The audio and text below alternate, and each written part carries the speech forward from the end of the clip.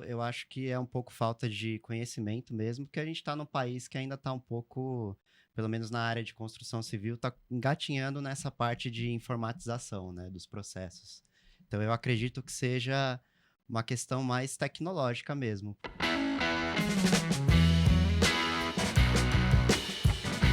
Fala aí, arquiteto Júlio na área, e começamos mais um AEC Tech, aquele podcast de tecnologia na arquitetura, engenharia e construção.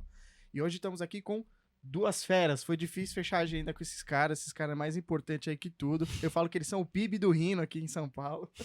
Eu tô aqui hoje com o David Couto e tô aqui também com o Gabriel, que vão falar aí sobre tanta parte de design imobiliário e também arquitetura, utilizando aí Rhinoceros. Sejam bem-vindos, pessoal. Obrigado pelo convite aí, Júlio. Conseguimos bater aí as agendas. Bom que Valeu, deu obrigado certo. aí. Isso aí, bora lá então, pessoal. Vou pedir aqui pra vocês se apresentarem, o pessoal conhecer, quem não sabe, quem não conhece o trabalho do pessoal desses dois feras, eles vão compartilhar hoje bastante informação aqui, jornada e tudo mais, principalmente dessa ferramenta, baita ferramenta aí que é o Rhinoceros, ou como alguns já me chamaram aqui, falaram, era Rhino, né? A gente fala Rhino, o pessoal fala, não, é Rhino. Então, quem quiser, eu acho que o David pode começar. David, se apresenta aí pra galera, quem é o David? Sim, bom, meu nome é David Couto, eu sou arquiteto e urbanista, também sou designer de formação, nível técnico. Eu me formei no Mackenzie em 2018 e estou aí na área de arquitetura, construção civil há mais ou menos uns 5 anos, né? Já trabalhei com diversos tipos de projetos, desde projeto de interiores, já trabalhei também com planejamento urbano, enfim, já fui em todas as escalas aí de projeto. Também sou professor aqui da SPBIM, do curso de Rhino, voltado para arquitetura, né? Básico e intermediário. E sou usuário aí do Rhino há mais ou menos uns 8 anos, assim. Não, e vale dizer também que o David é um fera do BIM, né, David? Que você também mexe com Sim, várias outras ferramentas. mexo no Revit, já trabalhei com ArchiCAD, então já dei uma passeada geral aí nas tecnologias de software voltados para construção civil. Top, muito bom.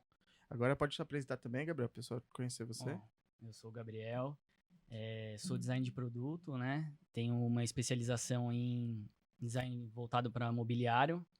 Então, a minha área é uma área de mobiliário, né? Tanto na comercial quanto o mobiliário residencial também. Também estou começando aí para ver se vamos fazer a turma de Rhino para mobiliário também, né?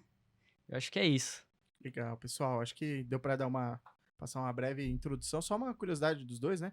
Gabriel, você está há quanto tempo já nessa área que você trabalha com design imobiliário e tudo mais, utilizando ali a ferramenta do Rhino, essas ferramentas de tecnologia? Bom, no design, já vai fazer uns 8, 9 anos. Trabalhei uns 4 anos nessa área de mobiliário institucional, né, na área comercial. E no design de mobiliário residencial eu já estou mais ou menos uns 5 anos trabalhando nessa área. Legal. E uma curiosidade, como que você acabou caindo nesse mundo do design? Acho que é sempre legal falar pro público, né? Como que, pô, você não nasceu designer ali, né? Como é que foi que você acabou caindo? Eu gosto de pensar que eu sempre fui, na verdade, né? Porque desde criança eu gostava, tinha curiosidade de desmontar para ver os brinquedos, para ver como que era por dentro, assim. Eu gostava de ver como que... Eu tinha curiosidade de ver como que a coisa funcionava. E então eu sempre tive essa curiosidade. E também, desde cedo, meu pai, ele também... Não te contei, mas meu pai também tem formação em design, só que é mais para essa área de designer gráfico, né? Mas também ele trabalhou fazendo maquete também. Então, desde criança, eu já tô meio que inserido nesse mundo aí, né? Maquete física ou... Maquete física. Caramba. Meu pai fazia maquete física lá nos anos 90, fez bastante coisa aí de maquete física, então eu via ele fazendo esse tipo de coisa e eu acabei pegando gosto também, né? Então, tudo que ele gostava de fazer, de pôr a mão na massa, né? Então, quebrava o carro, ele ia lá mexer, então eu ajudava ele. E eu sempre gostei bastante de montar e desmontar as coisas para ver como funciona. Top, top. Aí acabou meio que naturalmente escolhendo, né? Naturalmente, aí eu fiquei meio que entre arquitetura, design, e eu acabei gostando mais da área de design mesmo, porque me instiga mais essa parte de desvendar essas coisas menores, esses objetos, né? Eu acabei gostando mais dessa área, então eu acabei indo para a área do design mesmo. Legal. E o David, como é que você acabou caindo nesse mundo aí da arquitetura? Bom, eu sou um daqueles. Uma daquelas pessoas que achou que a arquitetura era só desenho. Ledo O engano. design também, né? Exatamente. Bom, eu gostava muito de desenhar, eu sempre fui uma criança bem criativa, assim. Eu também gostava de desmontar os brinquedos, de ver como é que funcionava por dentro. E aí eu fiz o técnico, né, de comunicação visual. Aprendi um pouco sobre design gráfico e tal. E aí, na época da faculdade, da gente escolher, né, uma carreira, eu acabei me interessando pelo curso de arquitetura, mas não tanto pela construção civil, mas pela abrangência de temas que a gente tem dentro do curso, né? Que a gente vê desde design até, não só a parte de design e construção, mas vê urbanismo, vê história, vê sociologia. Então foi um curso que me interessou por esse aspecto mais abrangente, né? E até porque acho que dentro da arquitetura, né? Se a gente pegar o conceito da arquitetura no Brasil, nas faculdades, a gente até fez um podcast com o Nardelli, do Mackenzie, e assim, a arquitetura é um leque gigante, né? Do que você pode atuar. E às vezes até você acaba descobrindo que você quer ser designer, né? No Conheço meio da vários, arquitetura, cara. né? Sim. Conheço vários arquitetos que se descobriram no mundo do design de produto mesmo, e da questão do design de imobiliário também, né?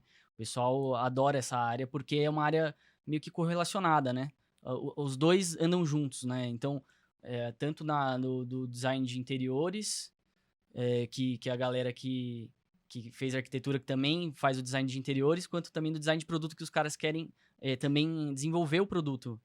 Porque já tem essa vivência de como o ambiente funciona, como as relações entre o objeto e as pessoas funcionam. Então, eles acabam indo também para esse lado do design de imobiliário também. Acho bem interessante. Eu acredito também que na faculdade, eu lembro que também quando eu fiz faculdade, era assim, a gente tinha muita questão da prototipagem, né? Então, fazer uma maquete, né? Então, existe um negócio, eu lembro até hoje, depois a gente pode botar um vídeo, Lu. O primeiro vídeo que eu lembro que eu tinha feito pro YouTube, lá em 2009, mais ou menos, cara, eu fiz eu sempre quis um pouquinho para lado de produto, porque eu sempre gostei muito de maquete eletrônica, mas também igual você, né? Eu lembro que os prédios que eu modelava, eles eram muito formais, então, é o Museu da Aeronáutica, eu nada criativo, fiz um prédio em formato de avião. Então eu gostava muito de Frank Gehry, gostava muito de obras artísticas, mas que eu entendo que na arquitetura é como se fosse design de produto, só que numa escala maior, né? E tem esse vídeo que eu vou mostrar depois, que eu fiz um vacuumform em casa, cara. Que eu fiz, tipo, eu comprei um acetato, eu abri o forno, esquentava o forno e falava, pai, abre aí. Cara, eu você botava sabe que você aspirador, cara. Eu fiz um negócio muito, muito maluco. Você lá. falou, eu acabei lembrando aqui que no meu terceiro ano do colegial, eu fiz um motor elétrico. Ô, louco. Caramba. Com cabo de vassoura, cara. Ô, eu louco. peguei o fio de cobre, enrolei o motor, porque meu pai, ele também gostava de autorama, de automobilismo, então ele mesmo fazia os motores dos carrinhos dele, e aí eu acabei pegando gosto por isso, e aí eu falei, pô, vou fazer isso no meu projeto final de física. A professora pirou na hora que viu o motor funcionando, motor de cabo de vassoura, um negócio... Peguei 2 imãs de alto-falante, Tem assim. foto disso aí? Cara, eu acho que eu não tenho, eu me arrependi de ter tirado foto, cara. É um negócio que eu sempre lembro, sempre quando falam desse tipo de fazer coisas com a mão, eu lembro dessa história. Não, cara, e assim, naquela época a gente não tinha tanto YouTube, essas paradas, né? Nada disso. Era faça você mesmo. Não, no vacuumform foi engraçado, porque eu peguei uma caixa de sapato, eu furei, aspirador de pó. Coloquei aspirador de pó embaixo e tal. Cara, ficou assim. É porque a professora falou uma coisa que me irrita, cara, na faculdade. Eu tava no 4º ano. Ela falou, eu duvido que você vai fazer isso. Aí, e eu usei Rhino naquele projeto. Eu vou achar a imagem, depois eu vou passar pra A pessoa te desafia. Cara, foi... E assim, eu gostava muito de explorar as ferramentas, justamente pra você não ficar limitado e falar, putz, não vou fazer um prédio da forma que eu quero porque não tem a ferramenta, né? Eu acho que era uma coisa que eu já queria destravar, mas é que vocês estavam como que vocês foram inseridos, né? E eu tinha um pouquinho desse lado do produto, porque a arquitetura, se você olhar eu fui olhar a arquitetura, quando você olha na grade nos Estados Unidos, olha em outros lugares, você vê que o cara não é arquiteto, né? Ele é designer, né? Então, é uma outra um outro mindset que os caras têm, né? Dessa E formação. eu acho que também a arquitetura e o design tem coisas muito parecidas na questão de descobrir os materiais, né? Você acha que na Então, grade ali também, curricular, tem coisas que eles tem compartilham? coisas parecidas também, mas não muitos, mas tem sim. Mas a questão mais que eu vejo que de semelhança, né, é que o arquiteto, ele sempre está tentando buscar novos materiais, descobrir coisas novas e também trazendo isso para o mundo do design. O design também sempre está tentando atrás de novos materiais, de buscar sempre fazer formas um perfil mais fino, tentar sempre ajustar para a tecnologia do momento, o que está acontecendo agora e no futuro. Então, os dois estão sempre se conversando aí nesse lado, né? Não só nesse aspecto do material, mas acho que no aspecto da formação mesmo e das disciplinas que a gente estuda, né? Então, por exemplo, a gente estuda composição, a gente estuda história da arte, estuda cores também. Sim, sim. Então, acaba o arquitetura e design na formação acaba convergindo nessas disciplinas também. Eu acho que é aquilo que eu falo pro pessoal, quando você sai da faculdade, bicho, eu falo, bate uma saudade, assim, sabe? Porque era um momento que você não tinha aquela pressão tão corporativa, pressão, responsabilidades, vamos dizer assim, Sim. maiores. E é um momento que você tem mais de viajar e curtir, porque hoje em dia quem faz maquete é muito raro, né? Porque hoje tudo é digitalizado, né? Vamos dizer assim.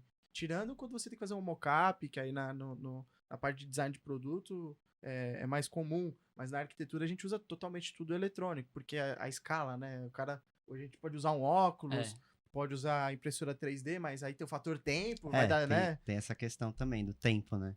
Então, assim, eu acho que é interessante saber, porque eu entendo que é uma área de muita sinergia.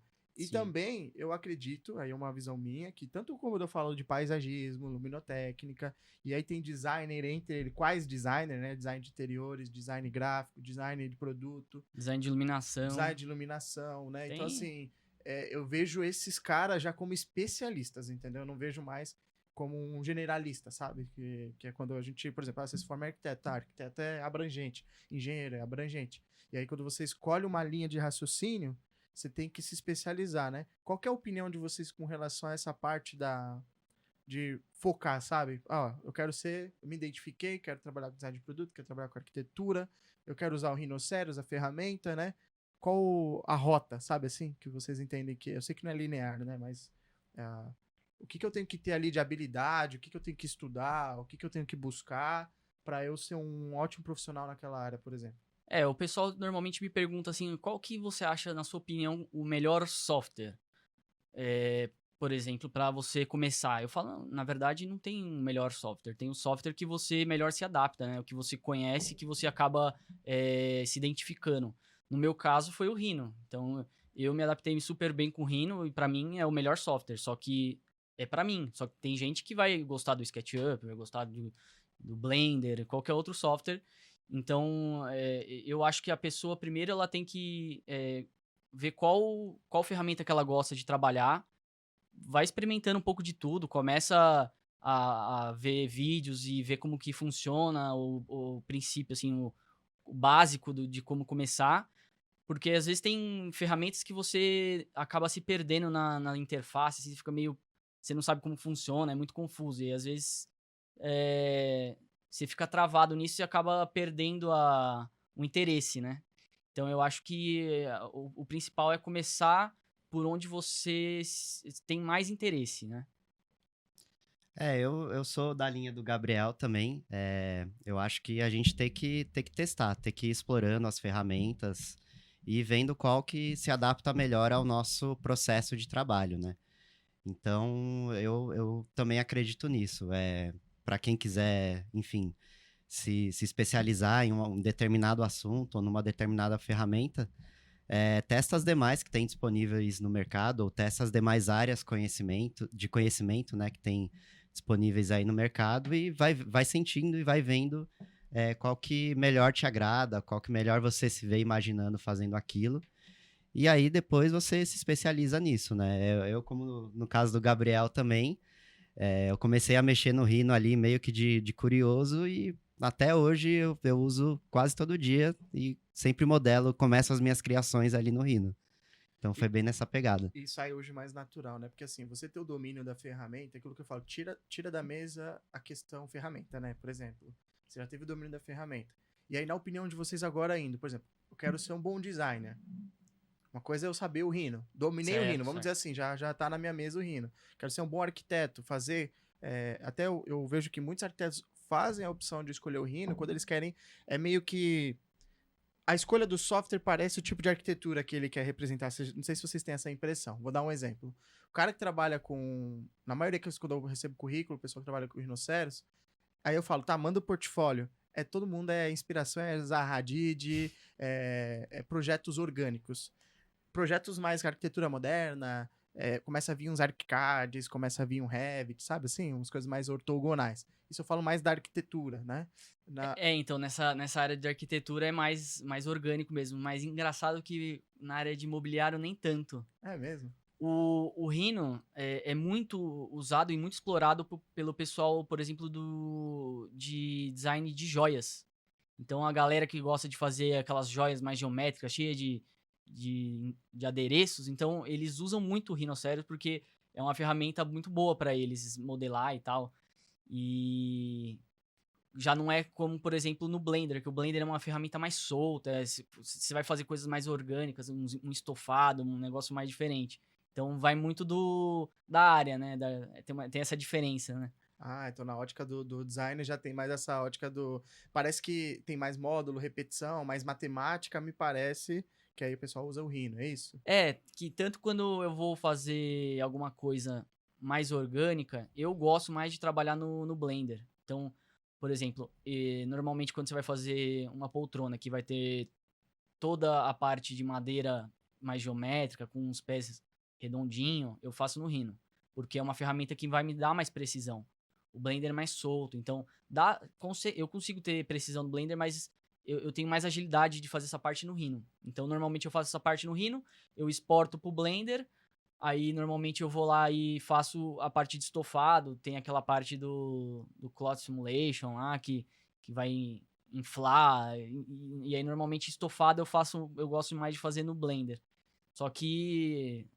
Até porque você modelar uma coisa desse tipo no Rhino fica meio complicado, né? As costuras, eu acho que eu ganho mais tempo fazendo no Blender esse lado dessa parte orgânica. Na verdade, você criou um workflow, né? Porque acho que você acaba juntando os dois, justamente você sabe da limitação de um e aqui é mais fácil, né? Então, e aquilo que eu falei, qual é o melhor software? Blender ou Rhino? Não, os dois, eu gosto de trabalhar com os dois. Eu trabalho com os dois no meu dia a dia e funciona super bem, porque... eu percebi que acabou adiantando o meu lado, né? Quando eu ficava quebrando a cabeça, como que eu ia fazer aquele estofado todo, por exemplo, numa poltrona mole, no Rhino, fica um negócio meio complicado, dá pra fazer, mas é um trabalhinho. Você vai levar, sei lá, metade de um dia. No Blender eu faço em meia hora, dá pra fazer aquele estofado. Então, essa é a diferença, né? Então tem que saber... O que é bom de cada software, quais são as melhores características de cada software e aplicar no dia a dia. Legal. E é interessante isso que você falou, Gabriel, dos designers também utilizarem o Rhino não só para coisas orgânicas, porque tem uma razão para isso, porque o Rhino também é um programa CAD. Então, ele é um programa que você consegue documentar os seus projetos, você consegue medir as coisas lá, as formas, né? Consegue medir as distâncias dos objetos. E também o Rhino ele é um programa de modelagem 3D que ele funciona no paradigma NURBS, né? NURBS é uma sigla que é Non-Uniform Rational Basis Spline, se não me engano. Basicamente é um paradigma matemático. Sim. Que o programa ele utiliza fórmulas matemáticas para representar as superfícies e as linhas ali do que está sendo projetado, né? Então, você sempre vai ter uma representação matemática daquela curva que você está modelando ali. Então, por isso que o design utiliza bastante, porque você precisa ter precisão para construir um produto. Que nem aquilo que eu falei, por exemplo, naquela parte de design de joias, você tem que ter a precisão ali para conseguir encaixar a pedra certinho. Ainda mais naquela escala, né? A gente tá falando de uma escala de milímetro. Exatamente, porque... Nem é milímetro, ali o que eles... Nano, né? Se eu não me engano. Então, o que eles fazem lá? Eles modelam no Rhino, aí eles vão pra impressora 3D, imprimem naquelas impressoras de resina com aquela precisão, né? E dali eles tiram molde em silicone, e depois tiram molde em cera. Aliás, esse amigo que eu te comentei em off sobre o que mexe com Blender, ele tem uma empresa de semijoias. E aí ele também tem essa... Interessante. É uma área bem legal também. Legal. E assim, eu também vejo que, por exemplo, dentro quando eu falo de BIM, eu venho muito do mundo do BIM, né? Então, assim, na época, o mais próximo que eu tinha de Rhino, quando alguém falava qual que é o BIM comparado ao Rhino, né? Na época, eu falava, pô, cara, porque uma coisa é você usar Dynamo, aí você usa Revit, só que não é pra geometria, você faz muito mais pra cálculo matemático. Aí eu falo, tá, vou pro Grasshopper, mas eu tô no Rhino, né? Então, que ferramenta eu tinha que era separado? Aí na época eu mexia com Vectorworks. E o Vectorworks tem NURBS. Então você conseguia fazer umas superfícies, colocar espessura, falar que era cobertura de concreto e tudo mais, sabe?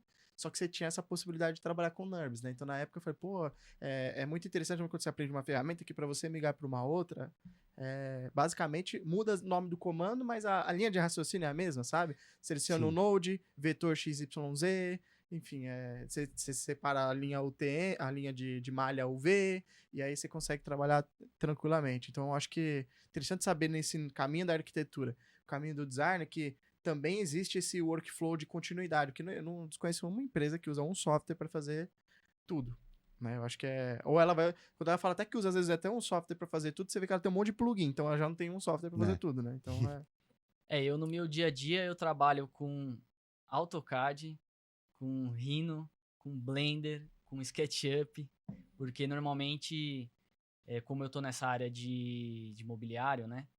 Então a empresa que eu trabalho, ela tem que fornecer para os arquitetos uma biblioteca de 3Ds lá, que eles vão conseguir baixar esses 3Ds, então eu tenho que ter toda a cartela de produtos que tem na empresa em SketchUp e em DWG, então tem que mandar tudo para o pessoal. Então todo dia chega produto novo, tem que medir, tirar as medidas, tudo bonitinho, fazer foto e depois modelar e mandar para um Google Drive da vida lá, para o pessoal baixar.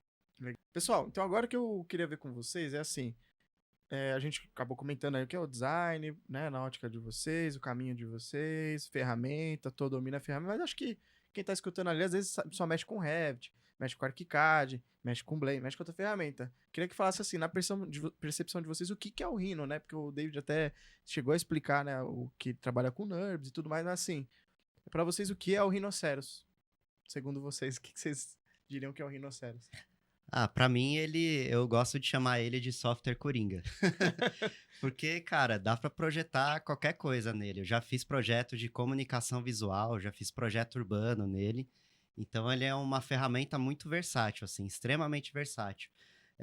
A exportação dele, você consegue exportar em diversos tipos de formatos, desde formato vetor, que é Adobe Illustrator, EPS, né, para desenho 2D. Você consegue exportar em formatos 3D, né? Então, FBX, 3ds, consegue exportar em SketchUp. Tem os plugins ali para você conectar com as ferramentas BIM. Então, ele é uma ferramenta que é pau para toda obra, assim. Você consegue projetar qualquer coisa nela. Então, você resumiu bem o que é o Rhino, né? Esse software coringa. Eu já fiz até lista de compra no Rhino. Sério. Caramba, eu não queria abrir o Excel, eu falei, vou fazer minha lista de compra aqui. Sério, isso até lista de compra eu já fiz no Rhino. E é bem isso que você falou mesmo, dá pra exportar em tudo. Se quiser, você exporta qualquer coisa no Rhino lá, você exporta qualquer coisa. Cara, uma coisa até outro dia eu tava tentando explicar pra um aluno, eu tava tentando desenhar pra ele, eu falei, cara, eu abri o Rhino, falei, deixa eu te mostrar o que eu tô falando. Aí fiz ali um retângulo, dei um extrusion, fui, é isso que eu quero que você faça. Aí eu falei, caramba, eu já fiz, já. Que eu tava querendo pedir pra ele fazer aquilo, né? A Vitória também, quando foi fazer a caixa, ela chegou a fazer no Blender, essa caixa do Be Black, né? Porque lá ela fazia animação. O Blender tem umas ferramentas de sim. animação, né? Mas você conseguia fazer a base toda no Rhinoceros, por exemplo, ou no SketchUp, e você exportava para o Blender desenvolver. Então, por isso que eu falo que o workflow, né, o software Coringa, eu achei também interessante, porque ele basicamente serve para tudo, né? E eu tava até dando uma sapeada, porque assim, empresas que utilizam, porque às vezes a gente tá aqui conversando, né? Hoje, empresas brasileiras, vocês têm ideia de quem que usa, assim, Rhinoceros? E para que eles usam Rhinoceros?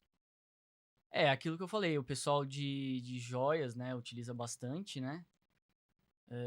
Essa parte de imobiliário também tem muita gente que usa. Mas empresa específica, eu não sei se você conhece alguma. Brasileiro a gente tem poucos, né? Poucas, pelo menos na arquitetura, não são muitos escritórios que utilizam. Na Expo, onde eu trabalhei, lá eu sei que eles utilizam. Se eu não me engano, na Baco também, já conversei com o pessoal de lá e eles têm ali uma implementação em algum nível. Mas realmente, aqui no Brasil é bem escasso, assim, de empresas. Já lá fora é um pouco diferente, pelo menos no mundo da arquitetura, né? Você Os pega maiores escritórios do mundo usam, né? utilizam Rhino para esse processo mais de criação mesmo. Eu sei que a Adidas utiliza nessa parte de linha de tênis, né? O pessoal de automobilismo também eu já vi utilizando. Eu sei que o escritório da Zaha Hadid utiliza também. Big também utiliza. Eu lembro que até muitos escritórios utilizam numa parte mais conceitual, pelo menos esses de arquitetura que eu conheço. Eles utilizam muito na parte conceitual e depois faz a integração. Porque o Rhino até lançou, né, um plugin. O David pode me corrigir também, mas acho que é o Rhino Inside, né? Isso. Que é justamente para você rodar o Rhino dentro do Revit, e ele já tinha um plugin também pro Grasshopper, né? Para você fazer, desculpa, com o ArchiCAD. Porque aí você traduzia a modelagem, porque uma coisa é você fazer igual ele falou, é CAD. Você está desenhando ali elementos geométricos 3D, e aí você tinha que converter eles em geometria BIM, né? Como que eu falo que, tá, o que é essa superfície? Sim. Ah, não, isso aqui é uma cobertura. Então eu tinha que fazer toda uma programação para ele traduzir, né, aquela geometria em elementos BIM, vamos dizer assim, né? Então eu sei que o Rhino, o pessoal que trabalha com essa coisa mais orgânica tem utilizado. Mas foi o que o David falou. Na percepção de vocês, eles não utilizam no Brasil pelo fato de não conhecer, pelo custo, qual que é a barreira, qual que vocês acham que é a objeção para os escritórios não estarem utilizando? Na minha visão eu acho que é um pouco falta de conhecimento mesmo, porque a gente está num país que ainda está um pouco, pelo menos na área de construção civil, está engatinhando nessa parte de informatização, né, dos processos. Então eu acredito que seja uma questão mais tecnológica mesmo, porque o software ele não é tão caro se você for comparar com os demais do mercado, né, com Revit, com o ArchiCAD. Então, eu acho que é mais essa questão da falta de informatização mesmo. E eu acredito também, David, que entra um pouco também de achar mão de obra, sabia? Porque é muito raro você achar profissionais que saibam todas as ferramentas igual vocês, né? E geralmente esse pessoal é muito requisitado, né? Então, eu lembro na Fernandes, teve um primeiro projeto, a gente fez uma concorrência na época pro IMB, e pro Sambódromo. E eu lembro que na época a gente tava usando ArchiCAD, e aí, cara, o primeiro projeto de ArchiCAD que a gente tinha feito, e era assim, o fechamento foi feito no Rhino, a edificação foi feita no ArchiCAD, e as conexões de peça eu tinha feito com um plugin do SketchUp, sabe? E aí a gente conseguiu, porque o ArchiCAD conversa com o Rhino, e conversava com o SketchUp, a gente conseguiu trazer isso tudo pro ArchiCAD. Foi muito, a experiência foi muito boa, porque quando a gente já estava usando o Revit, a gente não conseguia fazer isso, né? A gente importava numa família e tudo mais, mas não era o mesmo fluxo.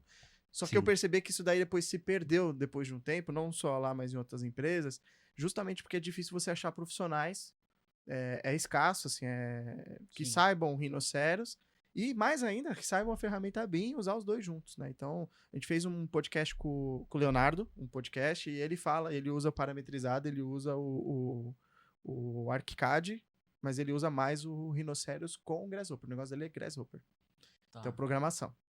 E aí ele fazia toda essa parte de tradução para o ArchiCAD, mas o foco dele sempre foi Rhinoceros com o Grasshopper, né? Então, você vê que também tem especialização dentro do Rhino, né? Então, pô, o cara pode usar esqueci o nome daquele plugin que o pessoal usa para fazer BIM, entre aspas, dentro do Rhino. Visual Arc. E aí o pessoal utiliza para... Só que, de novo, eu começo a falar, a ferramenta foi feita para quê, né? Porque senão também começa a fugir muito do propósito da ferramenta, né? Eu também acho. Começa a fugir muito aí acaba perdendo o propósito do que a ferramenta foi feita, né? Não, e produção, porque se a gente parar pra pensar, é assim, tipo, igual o SketchUp. Você pode pegar ele e colocar um monte de plugin. Chega um momento que ele deixa de performar como qualquer outra ferramenta por causa do... Demora 10 minutos só pra abrir o programa de tanto plugin que a pessoa tem. Então, eu acho que tem que tomar só um cuidado. Por isso que a palavra-chave eu acho que é workflow, né? Entender o seu fluxo de trabalho. Mas eu acredito que o Rhinoceros, eu falo, é uma ferramenta imbatível ali, uma das ferramentas imbatíveis, na minha opinião, como arquiteto, eu não sou tão especialista na parte de design, mas para parte de conceitual ali, para desenvolvimento, para você depois evoluir isso. Eu acho que, sem dúvida, o Rhino é uma das principais ferramentas no design de produto. Porque todos os cursos de faculdade, o pessoal aprende o Rhinoceros. Pelo menos um dos softwares é o Rhino. Aí depois, se a pessoa vai usar no mercado ou não, já é outra história, né? Mas é bem isso mesmo, é questão mais do mercado, porque se você for ver dentro das faculdades, o pessoal já tá usando mais o Rhino, já há muito tempo, né? Já usa o Rhino. E falta exatamente isso, o pessoal trazer pro mundo da arquitetura também, né? Trazer o Rhino para esse mundo, porque eu acho que ele ficou muito ligado com essa parte de design de joias, de modelagem de design mesmo, né? Pra essa área de design. Sim, de modelagem orgânica também. De modelagem orgânica. Só que, na verdade, o Rhino é um software CAD que vai fazer igual qualquer outro software de modelagem, peças geométricas, qualquer de desenho técnico. Desenho também dá técnico. Os desenhos técnicos que eu trabalho, eu faço tudo no Rhino. Não tem nada que... até logo eu já fiz no Rhino. Então, assim, ali dentro só não dá pra fazer como se fosse sei lá, não dá pra manipular a imagem, um Photoshop da vida. Né? Mas qualquer coisa dá pra fazer. É porque, assim, até uma curiosidade aqui, eu tava jogando no Google justamente vagas com Rhinoceros, sabe? Porque aí você vê que as vagas são muito específicas, né? Então, aqui... Projetista, Exato, né? Aqui, estúdio de arquiteto júnior. Então, o cara vai trabalhar, mas a parte... Eu entendo muito, tem nessa parte de ou é industrial, ou é, pelo que eu tô vendo aqui, ou é pela parte de estúdio, ateliê, né? Então, outras empresas, eu acho que... São nichos, né? Que São vão nichos. pegar e, na verdade, tinha que universalizar a coisa, né? Não deixar só em nichos, porque eu acho que isso que acaba dificultando. Tá sempre muito nos nichos e, por exemplo, tem o nicho lá dos design de joias, né? E aí aquele nicho usa bastante. Aí tem o nicho do design de mobiliário também. Em vez da galera toda tá usando, né? E também tem uma questão, por exemplo, eu joguei aqui, tem uma ferramenta que eu chamada Google Trends, né? E a Google Trends você vê as tendências que tem de pesquisa no Google, basicamente, né? E primeiro, eu coloquei os 3 que eu entendo que são concorrentes ali desse universo. SketchUp, que o SketchUp acaba pegando um nível por causa dos plugins e tudo mais, né? Então ele acaba pegando esse mercado também. Eu acho que pela facilidade, mais do que o Blender e o Rhino, sabia? Então é mais um achismo meu e pelo fato do custo. E aí ele tá em primeiro lugar aqui nas pesquisas. Deixa eu mostrar aqui pra vocês verem. Curiosidade, ó. Aqui, ó. Tá vendo? Então tem aqui, ó. Ele tá em primeiro lugar. Isso na pesquisa eu coloquei em 1 ano em Brasil, né? E aí eu coloquei segundo tá o Blender. Você vê que, ó, tem um volume de Blender maior do que tem de Rhinoceros. Isso é de pesquisa, tá? Não é de uso. É que se tem tendência, geralmente tá quente o assunto. O pessoal tá falando mais. O Rhino já tem um volume um pouco menor. É que eu acho que no Brasil, o Rhino infelizmente não tem a relevância que ele merecia, né? Eu acho que, assim como o Blender cresceu muito, acho que pelo fato de ser de graça. De graça, isso né? que eu ia Então, falar. acabou entrando ali e agora eles estão tentando também o Blender usar com BIM, então acaba incentivando ainda mais porque pega a parcela da construção civil, né? Então. Eu acredito que seja um pouco disso, porque aí a gente tá falando de Rhino, parece que é um nicho de mercado, né? Muito específico, mas eu acredito muito que é uma ferramenta poderosa, né? Agora é engraçado, aqui eu coloquei Brasil, se eu colocar mundo, vamos ver se vocês adivinham aí. Aonde que vocês acham que é mais usado Rhinoceros no mundo ou mais pesquisado, na opinião de vocês? Cara, Onde é mais utilizado o Rhino? Talvez Não, nos mais Estados Unidos? pesquisado talvez nos No- Estados no Unidos. no mundo. Eu acho que os países nórdicos, eles utilizam bastante, que lá eles têm muito essa questão de... Eu já ouvi, já pesquisei no LinkedIn, eu sigo algumas pessoas que, assim, BIM manager de escritório grande, assim, eu sigo uma galera, Eu já vi eles comentando bastante que nos países nórdicos eles utilizam principalmente para projeto de fachadas. Interessante, interessante. É porque eles usam muito a parte do Grasshopper também, Sim, né? também. Acho que tem bastante essa questão. Em primeiro lugar, aqui nas pesquisas do Google, tá a China. Cara, Né? faz sentido. A China faz bastante sentido, porque eles trabalham muito com design de produto lá, né? Eles têm... Faz sentido. se você for ver, essa parte de design de produto domina o Rhino, né? O Rhino- Sim. Aí Então- tem Dinamarca em segundo, terceiro Aí, ó, países Líbano, nórdicos. Países nórdicos, Hong né? Kong, Itália, tá em quinto, e aí depois Que ele é vai... design de imobiliário, né? Design de Design de imobiliário e de moda também, de certa parte, né? Porque dá pra você adaptar ainda ali com esse design de moda também. Aí sexto tá, só vou falar os 10 pra não ficar aqui, mas Singapura tá em sexto, depois vem Suíça, Áustria, Armênia e Austrália. Você vê que tá tudo lá pra Europa, pra aqueles lados lá, né? Então, assim, Sim. é interessante ver essa... Que também, não sei se teve uma propaganda, né, mais por aquele lado, ou se veio de lá, mas eu sei até que eu tenho muitos colegas que são portugueses, né? E, cara, impressionante o que a galera de Portugal também... não sei se tem muita participação nas faculdades, nas academias, mas o pessoal usa muito lá também. Usa muito. Então, eu acho que é interessante comentar isso, que às vezes a gente tá aqui no achismo e tudo mais, aí você vê que no Brasil ele já tá lá, tá bem longe esse score, né? Infelizmente, pelo fato, acho que... eu acredito também, vocês podem me corrigir, que entra muito o papel da faculdade nisso, né? Na Belas Artes, eles chegavam a apresentar que a ferramenta existe pra galera? Sim, não. A gente teve um ano praticamente de Rhino lá. Então você tem uma fomentação da academia. No Mackenzie também tinha, não? No Mackenzie a gente tinha acho que umas 2 ou 3 aulas que a gente Mas era apresentado, era né? apresentado, mas a gente não evoluía muito na ferramenta. Eu digo porque tem muitas faculdades que nem é optativa e às vezes o pessoal nem faz aquele treinamento. Então, eles têm que ir muito por vontade própria correr atrás das ferramentas, entende? É diferente de, por exemplo, um AutoCAD, de um SketchUp, que é um pouquinho mais vinculado à academia ou a... Então, eu entendo que parte da fomentação, além do mercado e da indústria, eu acredito também que entra muita parte da academia, mercado também, mas assim, a academia ela tem um peso também, porque se eles comentassem assim, vamos supor, você tá lá na faculdade, o professor fala, não, o Rhino é ruim, não, isso aqui não serve, não vai servir pra nada o que você tá fazendo. O que você vai fazer? Se o professor falou, a não ser que você seja uma pessoa muito questionadora, né, não concordo muito, mas você já vai criar uma né, é igual a gente falar alguma coisa ruim aqui de uma ferramenta, né, você já vai criar uma pré-disposição àquela ferramenta. E aí eu acredito que o papel da faculdade é muito importante ali quando a gente fala das ferramentas, né? Então, assim como vocês que fazem marketing, publicidade, também tem as ferramentas. Pacote Adobe, se o cara não sabe. É igual antigamente, se falasse marketing, publicidade, o cara fosse falar Canva, o Canva era piada pra galera. Hoje o Canva domina, entendeu? Domina. Então, assim, só pra vocês terem uma ideia de como a ferramenta ela vai acompanhando. Eu não duvido nada que daqui a uns 3 anos, 5 anos, daqui a pouco até aquele CapCut, né?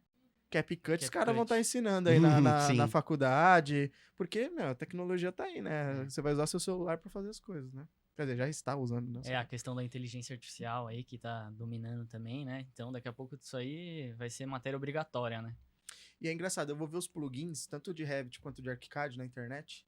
Tem um que eu tava seguindo um site muito interessante, chama Veras. Você já ouviu falar ou não? Ah, já usei. Já usou? Já usei o Veras. Evolve Lab. É uma empresa que ela desenvolve vários plugins. Aí ela desenvolve pro Revit. Só que você vê assim, todos esses plugins de inteligência artificial, eu vou depois passar aqui o site pro pessoal dar uma olhadinha, mas lá tem pra Rhino também. Tem pra Rhino. Então assim, você olha, todas essas ferramentas que hoje tem, é impressionante. Todas elas têm feito, tô falando de arquitetura, mas têm feito plugins pra Rhino. E a gente fez um podcast com o Thomas lá da ArchiGen, e alguns outros colegas meus que trabalham com programação, é impressionante. A maioria que é arquiteto ou designer que foi para um lado de programação, sabe Rhino, cara. É engraçado. Porque, não sei se é porque eu não sei se é porque o Grasshopper tá dentro do Rhino, então acaba forçando o cara a ir para um design paramétrico, né? Eu comecei no Rhino pelo Grasshopper. Eu aprendi o Grasshopper primeiro, depois eu fui estudar o Rhino. Eu acho que é legal também a gente falar pro pessoal o que é o Grasshopper, né? Que às vezes a galera tá ouvindo aqui. O Grasshopper, ele é um plugin dentro do Rhino e ele é um plugin de modelagem algorítmica, né? O que significa isso? É como se a gente fizesse uma programação, é um plugin que tem uma janelinha lá, que você vai colocando umas caixinhas você vai conectando essas caixinhas com fiozinhos, e cada caixinha é uma ação que o programa ele vai executar dentro do Rhino. Então você consegue automatizar a sua modelagem, ela fica totalmente, os elementos eles ficam relacionados entre si.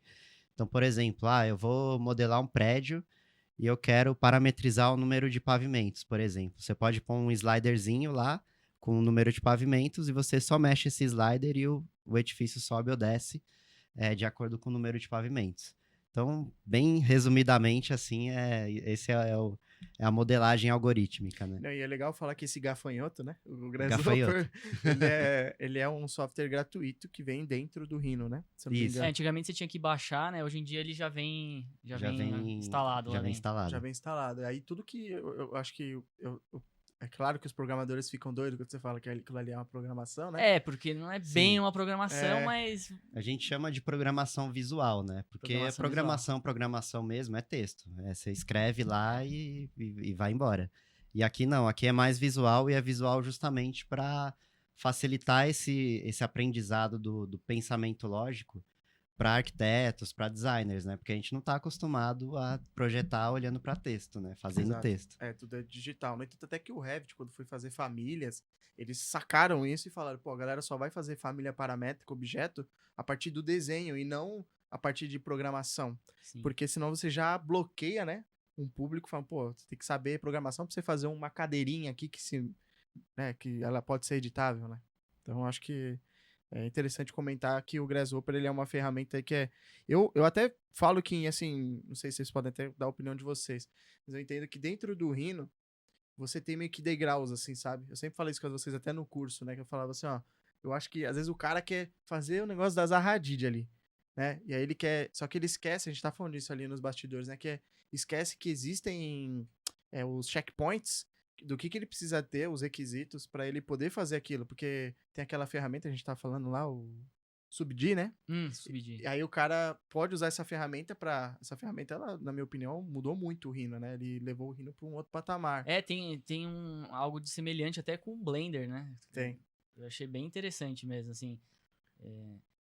Até nessa questão de modelagem de estofado, essas coisas, acabou ficando mais fácil de modelar também.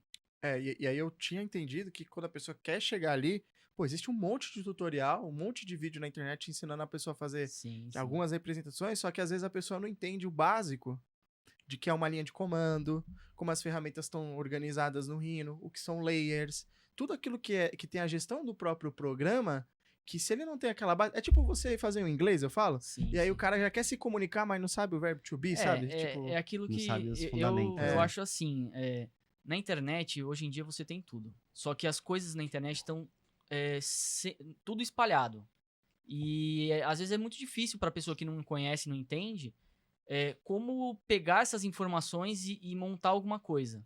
Então, às vezes um curso... Por isso que é importante o trabalho que você faz de fazer um curso, porque você pega pessoas que entendem da área e já sabe o que é importante dentro daquele software e agrega tudo num curso só e já faz um negócio que fica muito mais fácil da pessoa entender do que ela chegar numa internet lá, colocar no YouTube lá como mexer com rinoceros. Vai vir uma porrada de tutorial que a pessoa não vai acabar entendendo muito bem, às vezes entende ou não, mas para facilitar mesmo, fazer um curso é muito importante. Não, e eu entendo, assim, como uma pessoa que constrói isso, é assim, cara, o Elon Musk, ele fala que tudo que você quer tem na internet. Tudo. O problema é você ter hoje a capacidade de você entender qual é o caminho. Então, vou dar até um exemplo aí que fica para quem tá escutando o podcast. Eu, geralmente, vou fazer um curso, cara, eu fuço muito na ferramenta antes do curso. Pra qualquer coisa. Eu vou fazer um curso de vendas, cara. Deixa o que é vendas. Começa a apertar pro chat GPT, começa a entender. Porque quando eu chego lá, eu já tô, sabe, eu vou chegar lá não saio preparado, né? Não venho perdido, sabe? Eu gosto dessa forma de pensar, porque quando eu fui aprender Rhino, eu fui fuçando, tutorial, vendo, eu falei, cara, agora eu vou fazer um curso de Rhino, isso aí lá atrás, que eu fiz até com o Thomas na época, né? Aí eu cheguei, fiz curso particular, porque não tinha empresa para dar treinamento, era muito raro, e aí, cara, parecia que mais o curso era uma mentoria, né? Porque eu preenchi algumas lacunas, Mas ao mesmo tempo, eu acho que ter a curiosidade ajuda muito. Curiosidade é, tipo, é um ingrediente.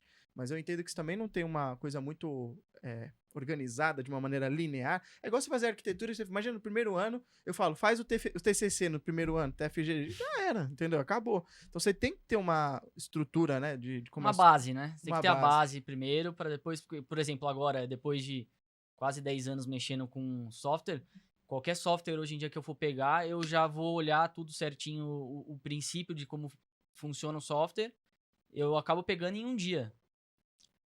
Eu acho sou, que, não eu sei sou se você é assim também. Eu acabo pegando em um dia. O Blender foi assim, um dia eu já tava fuçando, já modelando, já vendo onde que era a renderização, já... Em um dia eu já tava renderizando coisa. Mas isso é mera semelhança, cara. É igual, por exemplo... Porque tem coisas parecidas nos softwares que você Sim. vai pegando de um que você já... Pô, o trim, você já tem lá no CAD, tem o trim, tem o rotate, aí você já acaba pegando, né? Não, Sim. isso que ele falou é muito importante, da mera semelhança. Porque, por exemplo, eu usava CAD muito tempo atrás, e aí quando eu fui pro Rhino, é um CAD. Então eu falava É assim, um CAD. cara, será que se eu escrever polyline... Escrever polyline, pô, é igual, cara. Igualzinho. Né? Line. Então os caras também foram espertos, né? Até o espaço, em vez de dar enter espaço, ele aceitava. O Rhino é tipo um CAD mesmo, só que mais fácil pra modelar, né? Melhor de visualizar. Inclusive, o Rhino, a empresa que faz o Rhino é a McNeil, né? E o dono dessa empresa chama Robert McNeil e ele trabalhou na Autodesk lá nos tem anos essa 80. história? Olha. O Rhino era um plugin do AutoCAD. Olha só, cara. Aí ele falou, pô, eu tenho um produto aqui na mão, vou sair, vou montar uma empresa.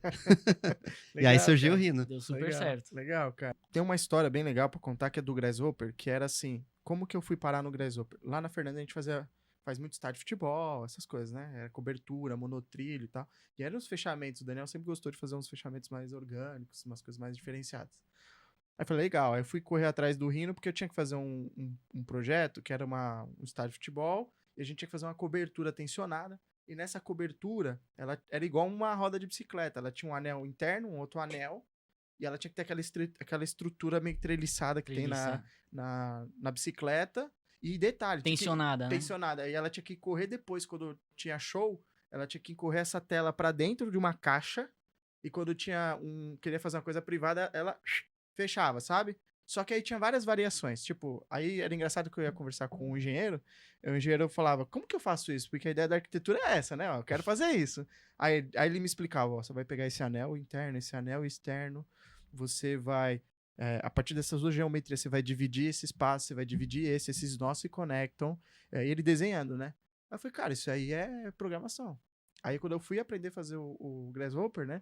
Eu fazia porque... Eu falo pro pessoal, você vai aprender Grasshopper para duas coisas. Na minha opinião.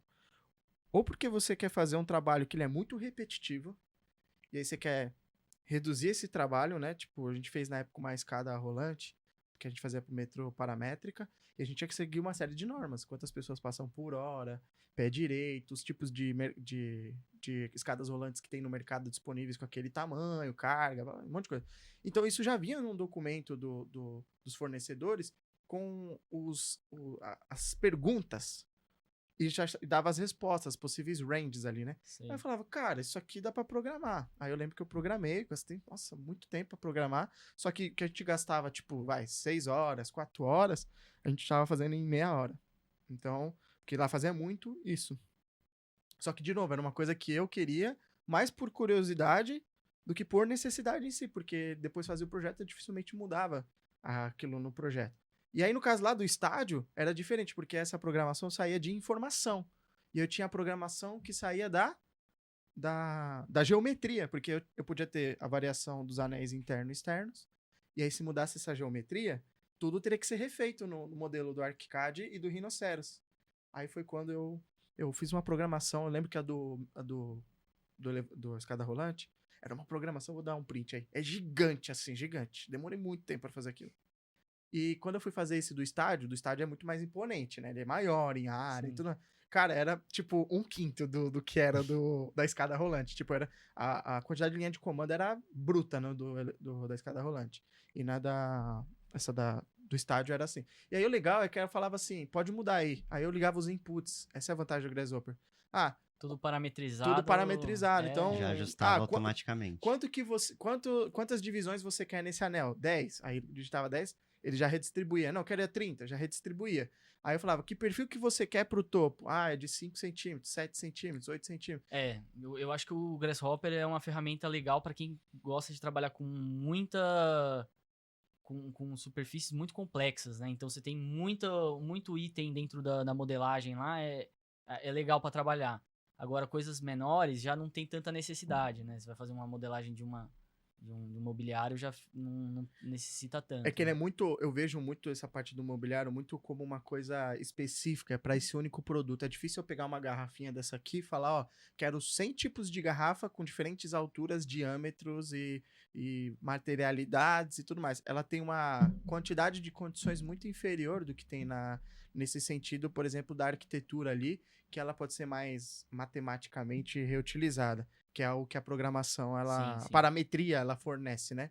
Já o design, não. Você vai fazer isso, às vezes é seu único produto, né? Ele é assinado, ele é um produto Na muito verdade, específico. no processo mesmo de design mesmo, vai desde do sketch à mão. Então, quando eu vou desenhar um produto, por exemplo, coisa minha já, que é um projeto pessoal meu, um banquinho ou qualquer coisa que seja, eu vou fazer pelo menos umas 20 páginas de sketch à mão, até chegar numa que eu goste. Aí vai fazer um mockup físico, aí depois vai fazer uma maquetezinha, um protótipo. E tem vários processos. Aí você vai pro 3D, aí você modela no 3D, vê como que fica o negócio, o produto já quase no final mesmo, que você consegue enxergar bem. Então, tem etapas diferentes da arquitetura. Acho que a arquitetura já é mais fácil, como são estruturas grandes, né? Então, você modelar uma estrutura e enxergar ela no 3D é mais fácil do que você Na escala, né? fazer na escala. Eu acho que já coloca... Porque você acaba colocando já uma textura, um material, já fica mais fácil de visualizar. Eu senti isso na pele quando eu fui fazer aquele museu da aeronáutica que eu fui fazer em formato de avião. Porque você começava a chegar, às vezes, num detalhe, numa escala gigante, que você falava, cara, um exemplo, você ia fazer um desenho de uma hélice na lateral, uma abinha. Cara, não era uma abinha de milímetros que você tá fazendo, era um negócio de 3 metros, entendeu? Né? Então era. E perdia muito tempo com esse tipo de detalhe, porque aquilo ia ter que ser um elemento construtivo. Já no design, não, aquilo ali seria uma chapa, não era tão grosso essa chapa. Você conseguia formar melhor as curvaturas do que, por exemplo, eu ia ter que segmentar mais, né? Tem uma ferramenta dentro do Rhino, eu não tenho tanto domínio, mas é a parte de panelização, que o pessoal chama, né? Panelização. O que é essa parte quando o pessoal fala de panelização, para quem não conhece? Panelização é quando você tem uma superfície ou uma fachada, enfim, e você precisa dividir ela em painéis, né? E aí existem várias estratégias para você fazer essa execução, né? Tanto no Rhino quanto no Grasshopper. A vantagem do Grasshopper é que você consegue fazer isso paramétrico, mas no Rhino a gente também tem estratégias para fazer essa divisão das superfícies. Entendi. É assim, que eu lembro que eu fazia uma tenda e eu queria fazer essa tenda de vidro, com madeira, sabe assim? E é assim, uma ferramenta... Tem que dividir as partes, né? Pra Porque o vidro, geralmente, quando a gente faz isso, o vidro ele não vai ser curvo também, né? Ele é Então você segmentado. precisa segmentar a superfície e criar uma estruturinha para parecer que é curvo. Não, é uma coisa muito maluca. E aí, o maior desafio era, beleza, você faz isso no Rhino, você modela, você traz isso, você programa no Grasshopper. Você até consegue fazer tudo isso.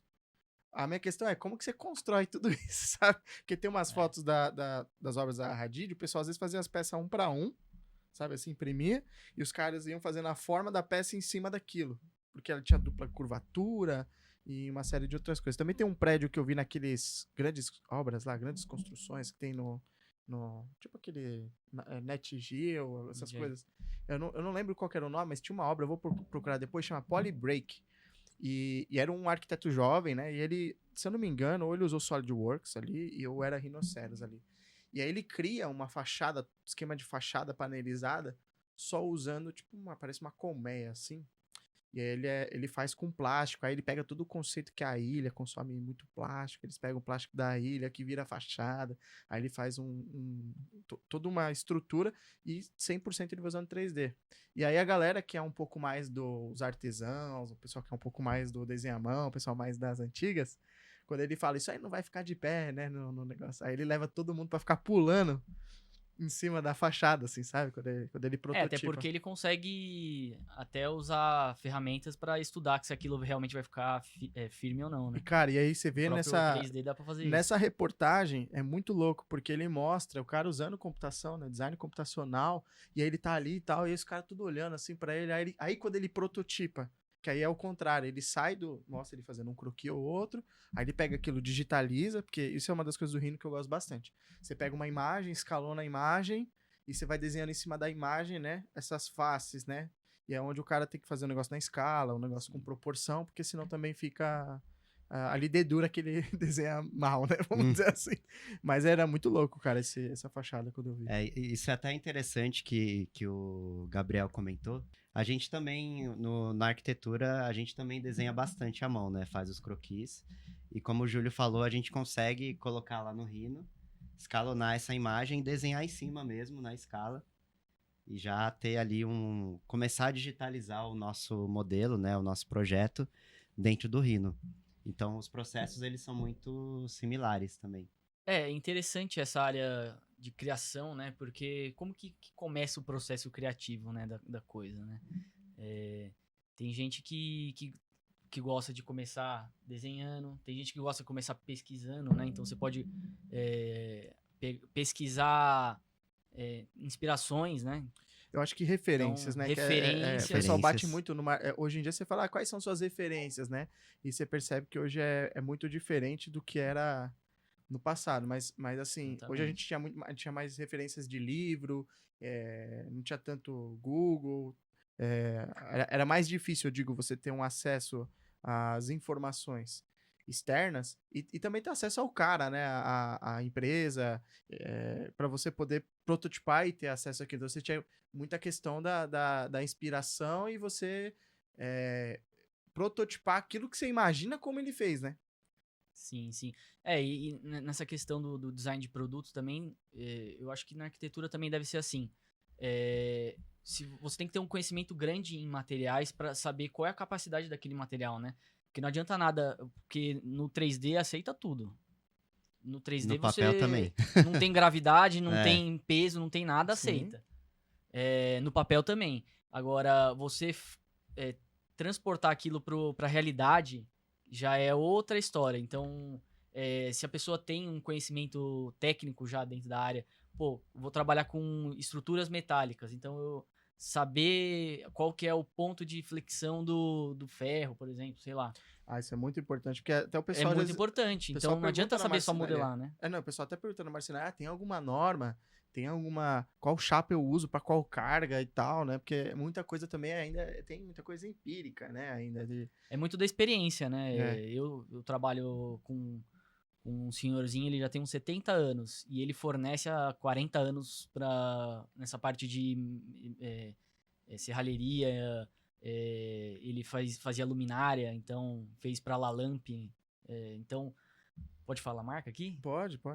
Então, ele fez lá muito tempo peças para Lalamp, então, eu tenho essa coisa aqui que eu preciso fazer aqui, qual que você acha que chapa? O cara já, de olhar, ele já fala, você vai carregar peso, vai não sei o que lá, ele já fala qual que é a chapa que tem que usar, porque o cara trabalha 40, 50 anos com isso, então é muito também da experiência que o cara já teve há muitos anos trabalhando com isso também, né? E é engraçado, porque assim, tem um termo que os gringos usam, chama shop drawing, não sei se você já ouviu falar. Já.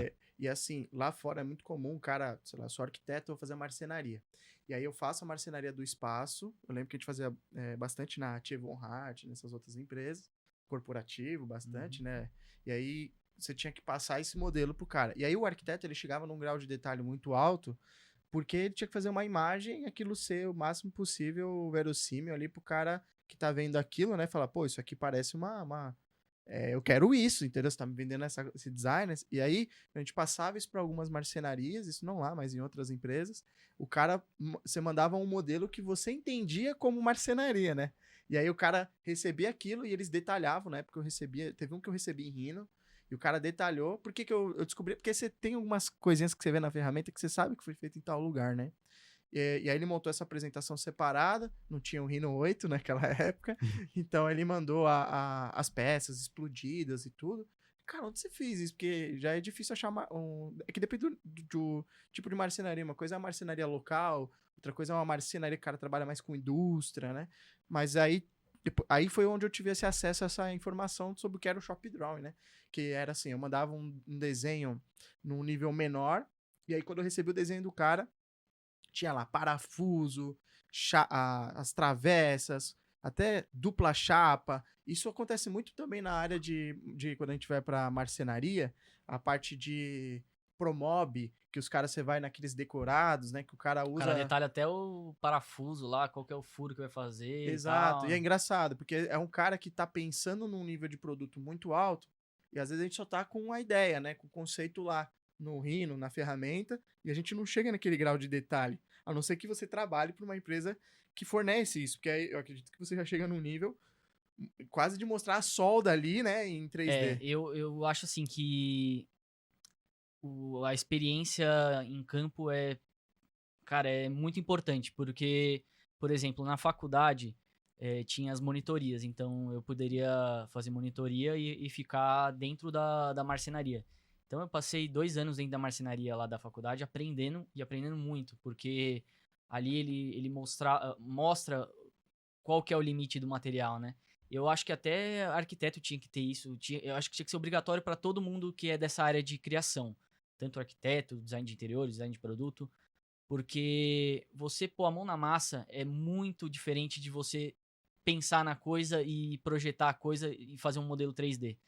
Se você Sim. não tem noção de como que aquilo fica depois de pronto, ou como fazer aquilo depois que você modelou, não adianta nada você fazer um 3D lindo, maravilhoso, mas você não sabe como vai fazer aquilo, Como vai construir. como vai construir. Então é muito importante as pessoas que vão trabalhar nessa área de criação têm que pôr a mão na massa, cara. Esse negócio de, eu tenho medo, assim, tudo bem, tem coisas que você não vai mexer lá, por exemplo, numa serra circular, mas você tem que ir lá, montar o móvel, fazer a montagem, ajudar o técnico lá, por exemplo, esse pessoal que tá na faculdade, que vai começar a projetar esse tipo de coisa, né? Na faculdade que eu fiz, tinha o pessoal de arquitetura, eu lembro que eles tinham uma aula que eles montavam, eles iam na marcenaria, e era acho que eram 6 meses de aula só de montando móvel. Então eles iam lá para fazer móvel. Eu fiz esse curso também, essa parte do meu curso também tinha lá a gente fazia todo o processo de desenvolver o projeto, desenhar 3D, aí ia pro protótipo e depois a gente fazia o produto final. A gente chegava a fazer o produto final. Eu lembro que eu fiz uma cadeira que eu mesmo fui lá, fiz a solda da cadeira, soldei, ajudei a soldar, laminei a parte de madeira. Então é importante também você sair também um pouco do 3D e ir para esse lado de pôr a mão na massa. Eu concordo plenamente. No entanto, que até tenho vários podcasts eu já comentei. Eu acabei a arquitetura, a primeira coisa que eu fui fazer depois foi mestre de obra. Porque eu entendo que, assim, cara, você ficar só na digitalização, sem ter uma noção da execução, se aquilo que você tá fazendo só fosse digitalização, é uma coisa. Mas o que você faz é físico, ele vai ser construído, seja um mobiliário, seja um prédio. Sim. Cara, tem uma história engraçada, né? Você falou, bota a mão na massa e tal. Cara, eu pra subir uma parede era péssimo, cara, sabe? Assim, nossa senhora. Pegar uma desempenadeira, quando cara, dava risada, dava pra ver que eu não era da área, entendeu? Mas, o fato de eu entender aquilo, até pra, eu acho que, o que é a palavra, assim, ter empatia e saber também a E dificuldade. também saber os limites dos materiais, né? Exato, saber os limites dos materiais, por que tem aquela espessura, por que tem aquele traço e tudo mais. Foi muito interessante, porque quando eu fui levar isso pro mundo do BIM, da construção digital, eu falava, cara, isso tem que ter isso, porque tem que ter assim, porque eu já peguei muito desenho errado. O cara vai fazer um executivo, eu já vi muita gente colocar o revestimento lá de fora, aí que passa do forro, mas não tem esse revestimento na obra, ou que o cara Sim. faz passando em volta do bloco em cima, mas não tem abaixo da laje esse revestimento. Eu fui numa palestra esses dias, eu falei pro pessoal, nossa, olha que imagem linda. Eu falei, mas aquilo ali tá errado, ó, isso aqui não existe, isso aqui... Tipo assim, é bonito, né? Era um render muito bonito, mas eu falei, ó, não é execuível, não é assim que essa obra é construída, né? Então eu acho que dá uma outra ótica pra você fazer algo mais realista também, sabe? É, cara, até pra esse mundo do ArcViz, né? Que a galera quer fazer um negócio o mais realista possível. Pô, como que eu vou fazer a textura da parede? O cara que já tem a vivência de ver aquilo já em loco, né? Acaba sendo até mais fácil para você desenvolver as texturas e fazer um render também mais realista também, né? Não, aí é onde o cara até da maquete às vezes irrita, né? Eu falo, porque ele detalha até no nível, né, cara? Ele Sim, faz o beat, ele faz... Exatamente. Mas é brincando, porque muitas vezes ele faz umas coisas que é parecido com a imagem real, mas na execução não é tanto aquilo. Ou até ele faz uma coisa que depois o cara tem que se virar pra construir, né? Muitas vezes Sim. acontece isso, né? Então, eu já participei com muitos ateliês aí de arquitetura, que era a minha grande dificuldade do BIM, porque uma das palavras do BIM é building, que é construção. Sim. E aí o cara só fazia o quê? Modeling, entendeu? E aí era importante falar, cara, como é que você vai construir isso? Porque ele tinha um departamento, essas empresas tinham um departamento de criação e um departamento de execução. E aí tinha briga direto desses departamentos, porque eu falava, é simples, pega o cara de desenvolvimento, de execução, deixa ele um tempo na criação. Deixa o cara de criação na execução. Aí um começa a entender o que um trabalho impacta no outro. Fora, eu tô falando, campo, né? Tô falando de até processos dentro da empresa, porque é uma passagem de bastão. Então, é diferente no produto, que você já é o cara que conceitua, na sua grande maioria, Sim. e já é o cara que executa. Então, você vê que o perfil do cara de designer, eu entendo que ele chega num nível de detalhe muito maior do que, por exemplo, um arquiteto, até por causa não só da escala, pelo prazo, pela quantidade de passos. Por exemplo, envolve também. complementar. No produto, é raro você envolver um complementar igual tem hidráulica, elétrica, ar-condicionado, né? Então, eu entendo que são cenários diferentes, mesmo quando a gente fala de software, mas que se impactam ali no fluxo de trabalho. E no caso do designer, eu percebo que cada vez mais o designer está sendo preparado para ser o seu próprio chefe, cara. Então, o cara, ele vai montar lá um estúdio, vai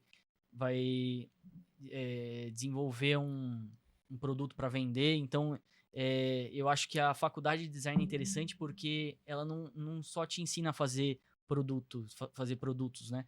Ela te ensina para a vida, né? Então, às vezes eu me pego lá em casa mesmo, eu fiz os meus móveis lá em casa, então eu fiz a bancada lá da cozinha. Legal. Então você não... Eu acho super interessante esse lado do design, porque justamente te ensina para outras coisas, não é só para o trabalho, né? E na faculdade também você já aprende coisas que você mesmo consegue ir fazendo, né? Que também é importante já para te inserir no mercado aí também de design, né? E eu também acho que tem uma parte muito legal. Eu sempre gostei muito de design, né? E assim, cara, eu adorava ver quando eu tava mexendo no Rhino, porque aí você começa a ver um universo que eu não via, porque eu via mais arquitetura. E eu falava, pô, o que é esse? Quando no Grasshopper o pessoal usa muito pra fazer plano de corte, né? Uhum. E aí, cara, aquilo lá eu ficava fascinado, porque você mandava pra uma máquina CNC, ela cortava, você montava as peças, você colava e tal. Falava, cara, eu consigo fazer isso, porque o arquiteto tem muito também disso, de ele querer... Todo mundo faz um projeto querendo ver ele executar. Só que é diferente de você fazer um prédio que vai demorar 5, 3 anos para construir, e você fazer uma cadeira que você mesmo pode fazer. E eu até digo assim, o aspecto de se conectar com a ferramenta, se conectar com o processo e tudo mais. Por isso que eu tenho muitos colegas que são arquitetos que foram para a área de design, porque justamente eles se sentiam realizados, eles mesmos faziam a mesa deles, as cadeiras deles. Tem essa questão, né? Porque o arquiteto, beleza, ele vai lá fazer, ele pode modelar tudo, idealizar como que é a coisa, ir lá na obra ver a coisa, mas ele não vai fazer aquilo, ele não vai ter o prazer de pôr a mão lá e fazer, isso aqui eu fiz essa viga, eu fiz esse pilar, eu fiz esse prédio, né? E eu tenho um prazer de quando o pessoal vai lá em casa e eu falo, esse aqui eu que fui lá e fiz, e tem os banquinhos que eu fiz, a minha bancada que eu mesmo fiz, o pessoal adora, então e isso dá um prazer também, né? Você fazer com a própria mão. A realização. Por isso que eu falei, acho que pro arquiteto essa parte quando o pessoal faz a maquete, já tem, né, nossa, alguns não gostam de prototipar, né? Mas assim, quando o cara que gosta mesmo, cara, você vê o brilho no olho que o cara mexe com a ferramenta, ele usa e você fala, cara, esse cara vai ser fera nesse assunto, né? Sim, uma coisa interessante do Rhino também é que você consegue justamente gerar esses shop drawings, né? Utilizando a ferramenta.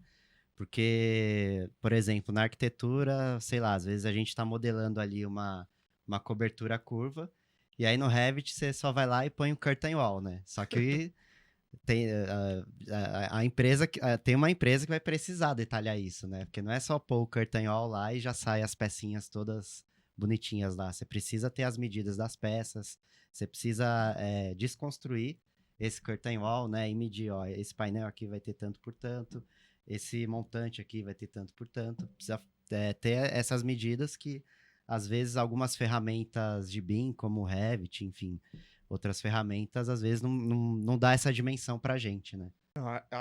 Além dessa parte de o assembly, a montagem, né, que você faz lá no Revit, que você faz, eu falo que o assembly é como se fosse o shop drawing, que depois você faz, só que ele é um resultado do seu modelo em si, né? Então, o legal de tudo isso que a gente está trazendo aqui, até consegui achar a imagem lá que eu estava querendo passar aqui para vocês, que era justamente essa aqui, tá vendo?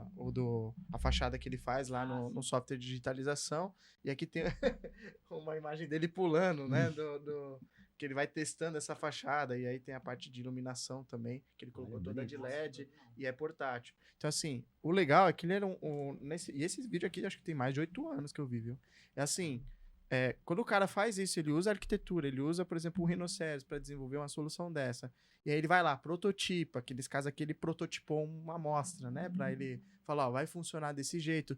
Tem a questão social, consome muito plástico, tem uma questão política. E aí ele traz tudo isso para edificação, sabe? Para esse tipo de projeto, que é um pavilhão. E ele cria um sistema, uma automação. Aí eu falo, pô, como é que o cara faz tudo isso sem ter domínio do software? Como é que o cara faz tudo isso sem saber digitalização, sem saber o que é uma CNC, sem saber o que é uma impressora 3D? O cara pelo menos tem que estar inserido, que foi o que você falou, né, com os materiais, porque também o cara bota um material ali que você fala, tá, você vai construir isso com o quê? Que tipo de plástico você vai fazer, né? Então, é uma coisa que até o meu lado designer, eu poderia dizer, foi justamente quando eu comprei uma Ender 3, que é a impressora 3D, sabe, eu comprei com, nossa, cara, eu adoro action figure. Aí eu falei assim, não, quer saber? Agora que tem impressora 3D, eu vou imprimir todos os meus bloquinhos, meus bonequinhos. Que nada, cara, não é essa facilidade toda que foi vendida, né? E é uma coisa que eu acho... eu queria que se vocês pudessem falar um pouquinho dessa parte de prototipagem, né? Se hoje vocês usam o Rhino para prototipar, lembro que você comentou comigo que vocês estão utilizando bastante aquela máquina que imprime, que corta, e provavelmente deve usar bastante Rhinoceros também ali no processo, né? Sim, eu já utilizei bastante, né? Que eu já fiz alguns projetos com fabricação digital. Então, você faz o modelo, né? Você faz o projeto ali, projeta no Rhino. Depois você planifica, né, essas peças. E aí você manda para um software que transforma o seu desenho no que a gente chama de G-Code, né? Que esse G-Code é como se fosse uma programação que a máquina CNC lê. E aí ela consegue fazer o corte ali das peças. Então, eu, particularmente, lá no escritório, a gente está utilizando bastante para fazer maquete agora. Para, tipo, realmente fazer um protótipozinho em escala das construções. Então, é uma ferramenta bem interessante para esse fim também. E é engraçado ver o quanto tem valor nisso, né? Por exemplo, que o desafio é isso ser rápido, né? Essa prototipagem, tanto na arquitetura quanto no design, né? Porque, infelizmente, não é dar um Ctrl+P, né? E aí você olha aquela peça e fala, vai ficar assim, e até tem um documentário de um youtuber que eu sigo bastante ali, chama Upstairs, depois quem tiver interesse dá uma olhadinha, e ele faz uma entrevista com o escritório do Big. E os caras prototipam cada tipo de prédio, entendeu? Tipo, os conceitos, né? Vou fazer esse prédio, esse prédio, esse prédio, esse prédio. E eu acredito que eles usam rinoceros, tá? Pelo que eu já vi nas imagens. E é tudo mais casca, sabe? Só que é legal porque eles, de fato, têm um terreno, fica um buraco, e aí você tem as várias formas dos prédios. E eles, de fato, utilizam isso pro processo criativo deles, sabe? Então eu achei isso... É muito massa essa parte porque por mais que você use um óculos, por mais que você use render, a questão física, né, de você ver, né, tá ali, ela tem um valor, né? Por exemplo, lembrei agora que esses dias eu fiz no Rhino lá um tampo de uma mesa orgânica lá que precisava fazer. E aí já entra naquela questão também de pôr a mão na massa. Lá no depósito, lá no galpão, lá onde eu trabalho, não é na loja, né, de imóveis, é no depósito, no galpão. E lá a gente tem estruturas de caixas que vem o móvel dentro da caixa e aí sobra aquele compensado que reveste lá as embalagens. E precisava fazer um molde de uma mesa toda orgânica, né? Eu modelei no Rhino a mesa, plotei lá numa impressão grande, a zero, juntei as partes, tracei nesse compensado, eu mesmo fui lá, cortei, que aí você consegue visualizar a coisa, né? Aí eu já cortei, já fiz tudo. Então, o Rhino também é interessante que você já manda... Não precisa nem ser numa CNC, dá pra fazer o básico do básico mesmo, assim, sem nenhum recurso. Em casa você consegue, qualquer lugar que faz uma impressão a zero, você consegue... Você Sim. consegue fazer lá o negócio e já traçar numa madeira, cortar numa tico-tico lá, qualquer um tem uma tico-tico, consegue cortar tranquilo. E até mesmo para fazer, por exemplo, modelagem de uma cadeira, porque cadeira e poltrona é uma coisa complicada, né, para você visualizar, sentar, porque tem toda a questão da ergonomia, então tem todo aquele estudo de ergonomia que você precisa estar antenado, né? E visualizar ela é muito difícil, então normalmente uma coisa que eu costumo fazer bastante é isso, eu pego a vista lateral dela, faço a plotagem dela, coloco na parede para ver como que ela fica, né? Você já vê mais ou menos do tamanho real. Aí eu já coloco um bloquinho, alguma coisa para apoiar, para sentar, para ver mais ou menos como que vai ficar. E isso é interessante no design de produto, porque você começa já, nos primeiros passos da criação, já pegar esses artifícios, né, que o Rhino ajuda a fazer, né? Tem uma coisa que você me falando, assim, veio na minha cabeça. Eu tava usando VR esses dias. Tem um software que chama... deixa eu pegar aqui o nome dele. Gravity Sketch. Já viram esse software, não? É um que você projeta no VR. óculos. Cara, é muito Sei. maluco. Porque você bota o óculos e aí você tá aqui, você tá com... Você é tipo uma impressora 3D. Então você faz assim, ó, no ar. Depois eu boto um vídeo aí, você bota. Aí faço um círculo. E se você, dependendo da pressão que você dá no joystick, ele vai aumentando. Cara, tem um rapaz que eu sigo, que ele faz uns móveis, tudo com esse negócio. Só que assim, na minha cabeça ainda é difícil, porque você não aprendeu ainda a usar essa ferramenta, sabe? A gente veio muito de uma outra forma de prototipar esse rapaz, ele é bem jovem até. Ele pega assim, aí ele faz um círculo, aí ele vem fazendo um anel com a própria mão, assim, sabe? Eu vi isso aí ele diminui a escala, aí ele vem e faz um carro, cara, é um negócio muito maluco, né? E é legal porque já fica na escala que ele tá enxergando, é a escala que Por vai causa ser da ergonomia, então. da ergonomia, então. E é engraçado que ele tá usando óculos, aí ele tem uma cadeira, aí ele pega a cadeira e aí ele tá fazendo um carro. Cara, é muito maluco, ele tá fazendo um carro, aí ele deixa o carro assim, aí ele bate assim no óculos 2 vezes, que aí ele vê o ambiente, aí ele senta na cadeira, então ele tá dentro do carro sentado, sabe? E aí ele começa a... Cara, isso aqui podia ser um pouquinho mais pra cá, sabe? Assim, ó. Então ele... eu acredito muito ainda que essa realidade mista, com o tempo, ela vai ser... Eu acho que isso aí é o futuro futuro próximo, mesmo, né? é um futuro bem próximo mesmo, assim.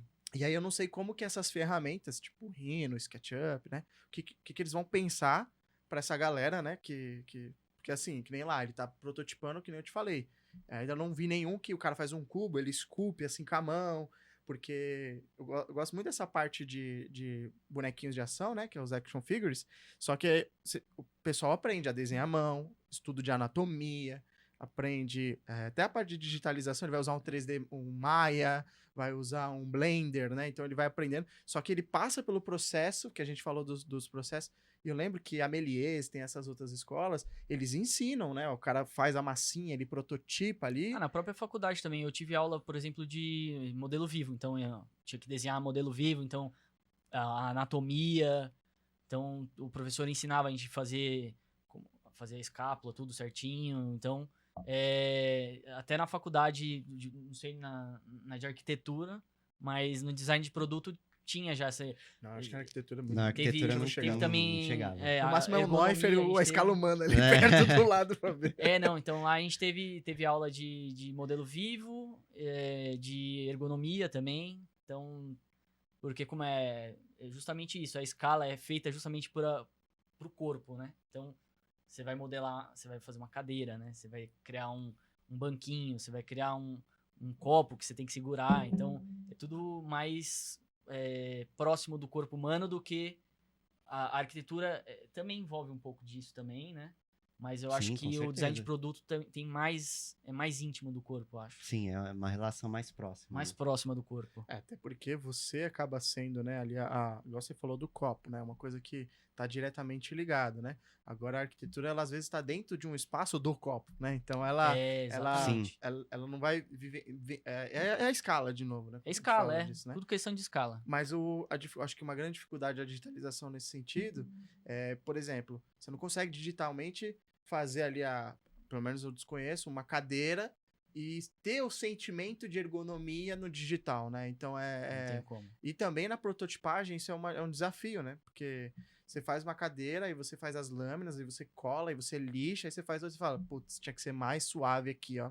Essa parte virtual você vai enxergar mais a estética, né? A questão estética e também um pouco de como que ela vai ficar no ambiente, como ela vai ser inserida no ambiente, mas essa parte de ergonomia mesmo, de teste, é só prototipagem física mesmo. Até tinha um cliente nosso que ela usa o Rhino só para barco. Ela faz Sim, só é barcos. bastante usado também. Também, Inclusive, eu tô bastante com uma usado. aluna no curso que já trabalhou em empresa de barco. Então por isso que eu falo pra eles. Eles falam, pô, mas tem um curso de design náutico com o Rhino. Eu falo, cara, você vai ter que provavelmente usar a internet. Deve ter alguém vendendo um curso desse aí no mundo, no Brasil, Deve não sei. ter. Mas é muito complexo quando você quer ir, porque que nem como o Rhino é um grande coringa, igual você informou, né? Você não vai ter essa às vezes achar tão específico aquilo que você quer. Por isso que a gente fala de aprender o básico, aprender o nível médio, entender avançar, porque aí você se blinda, mas nada adianta se o cara não souber prototipar, nada adianta se o cara não tiver o conhecimento. É assim, sabe, você ter a cabeça de designer ou de arquiteto, né, ali, cabeça, mas você tem que ter o corpo de entender como é que isso vai ser prototipado, né? Acho que É aquilo que eu tinha Sim. falado, né? Na internet tem de tudo. Você vai, qualquer coisa que você procurar, você acha, né? Mas tá tudo disperso. E eu acho interessante fazer cursos, porque os cursos, justamente, você vai centralizar aquilo que é importante para fazer, né? Porque dispersar muito, você acaba também não aprendendo muito. Vai te ajudar a conectar as informações. As informações, exatamente. Cara, e eu adoro ver esses vídeos, não sei vocês, mas sou viciado nesses vídeos de prototipagem, de qualquer coisa, cara. Eu tava vendo um cara que fez um barco em casa, sabe? Assim, ele ficou acho que 2 anos pra fazer um barco, e é isso. E aí ele faz muito o que você falou da A0. Ele faz no desenho, e se eu não me engano ele usa Rhino, porque a gente sabe quando é o Rhino pela interface ali, Sim. quando mostra no vídeo do YouTube, aí mostra o time-lapse, né? E aí, cara, ele começa a plotar, ele traz a plotagem, aí ele vem com a madeira, coloca o papel em cima, ele corta, faz um negativo, aí ele vem com a máquina, corta, vem fazendo estrutura, mostra todo o caminho até ele chegar com o barco e tudo, né? É muito louco, cara. Tem também aquela confeiteira ucraniana que ela faz uns bolos assim, que tem um design assim, e ela faz os moldes do bolo utilizando o louco. Rhino. É mesmo? Caramba, depois você Ela passa pra mim. modela o molde no Rhino, e aí depois ela faz a confeitaria em cima do molde. Se parar pra pensar, o processo de industrialização, né? Isso que a gente tá falando, da prototipagem da fachada. Demos exemplos aqui de barco, de fachada, de móvel, Joias. joia. Joia. Você vê o leque é gigante. Por isso que a gente fala, cara, você quer se libertar, né? Você tem que dominar a ferramenta e também escolher um caminho ali depois que você quer seguir e desenhar um fluxo de trabalho para aquele caminho que você quer seguir. Acho que essa é não sei se vocês concordam, mas acho que essa é a linha de É raciocínio. o caminho, né? É um caminho mais Eu pé no concordo chão. também. Pessoal, a gente tá chegando agora no final, né? Então eu queria que vocês passassem uma mensagem. Assim, o que vocês acham que é essa pessoa que tá escutando ali, para ela estar inserida nesse mercado, para ela trabalhar com vocês, tá trabalhando num time ali que para seguir o mesmo caminho que vocês ali, o que vocês acham que ela tem que ter de soft skill, hard skills, que o pessoal tem falado, para ela conseguir estar ali, né, inserida nesse mercado? Porque muitas vezes a pessoa quer usar o Rhino, quer trabalhar com móvel, quer usar o Rhino para arquitetura, e às vezes se sente ali perdido, né? Tipo, cara, com quem que eu vou compartilhar isso? Com quem que... E aí eu queria que você desse alguma dica aí pro pessoal. Bom, eu acho que assim, começa pelo básico, né? Então, primordial que você primeiro vai entendendo a interface de como que funciona, tudo certinho, o que que é cada ferramenta, quais são as principais ferramentas. Então, não adianta nada você querer ferramentas muito complexas que vai fazer piruetas e não sabe o básico. Então, começa pelo básico, feijão com arroz ali, faz um curso básico, aí depois vai para um intermediário, mas é sempre importante estar estudando, né? Porque Tá naquele o ambiente, Rhino né? sempre vai evoluir, qualquer software sempre vai estar evoluindo e estar sempre inserido no ambiente também é muito importante, não deixar a coisa esfriar, né? Sempre estar pesquisando coisas novas, né? Isso é Mas aí você diria importante. que, por exemplo, falando em ferramentas ali, que ferramentas você acha que o designer, o cara vai trabalhar com design de produto, design de marcenaria ali, o que você acha que ele tem que ter ali de ferramentas no arsenal deles? Você quer dizer em questão de softwares E ou... softwares e também uma... O Rhino eu acho muito importante. Todo design, eu acho que, na minha opinião, todo design tinha que saber, pelo menos o intermediário, assim, as ferramentas de modelagens básicas, todos os designers têm que saber. Então, o Rhino é muito importante. O Blender eu acho legal, acho que para essa parte de mobiliário tá ficando muito interessante com essa parte de esculpir eu mesmo uso bastante para estofado, então o Blender é muito interessante. E tem que saber um pouco de tudo também, assim, eu sei um pouco de SketchUp, um pouco de AutoCAD, mexi bastante com Inventor, então, mas é um negócio que eu acho que nem existe mais, acho que pararam de fazer ou ainda faz? Não, o pessoal ainda usa. Ainda Inventor. usa? É que o pessoal É que faz tanto tempo que eu mexi que eu não sei nem mais como que tá, né? Mas, então, é importante você saber mexer sempre um pouco de tudo, mas dando foco no que você gosta mais, que é aquilo que eu tinha falado. Todos os softwares têm coisas boas, mas o software que você sabe mexer, que você se identifica mais, vai em cima desse software e tenta aprender o máximo que você conseguir, né? Acho que é isso. E também focado naquilo que você quer trabalhar, né? Porque Exatamente, também não adianta você, às vezes, escolher uma ferramenta e ir para um caminho ali que talvez aquela ferramenta não seja a mais indicada, né? Exatamente. Acho que de soft skills, acho que vai aquele combinho básico, né? De comunicação mais apresentação, né? Acho fundamental, porque é o que eu sempre falo pro pessoal, né? Você pode ser um excelente arquiteto, fazer um projeto assim impecável tecnicamente, mas se você não sabe apresentar o seu projeto, você não vai conseguir o cliente. Mas o contrário acontece. Você pode ser um arquiteto muito ruim, mas se você apresenta muito bem, você vai vender o seu projeto. Então isso é fundamental, assim, comunicação e habilidades de apresentação mesmo. E agora de hard skill, né, sobre ferramentas e tal. Eu acho que o importante na hora de você escolher uma ferramenta de projeto, de desenho, é você primeiro testar as que tem disponíveis no mercado, né? E entender qual é o tipo de entrega de projeto que você quer realizar. E aí tentar entender se aquela ferramenta que você tá escolhendo, né?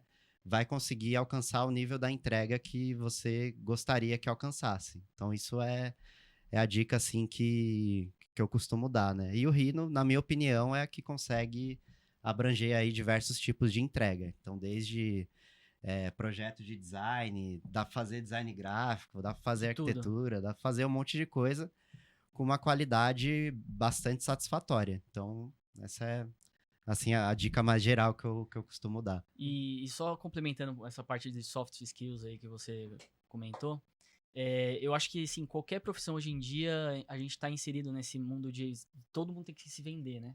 Porque essa questão das redes sociais, você tem que saber falar, você tem que saber, tem que ter uma boa oratória, porque principalmente nessa área de design de produto, de arquitetura, porque você tem que vender o seu produto, né? Você tem que saber, não adianta você ser bom naquilo, fazer coisas lindas, maravilhosas e não saber passar para o público o que é aquilo, qual que é a qualidade do seu produto, né? Não adianta você ser tá só um operador, né? Não adianta você fazer peças lindas, maravilhosas, sendo que você não consegue externar isso. Então, isso é muito importante mesmo que ele falou.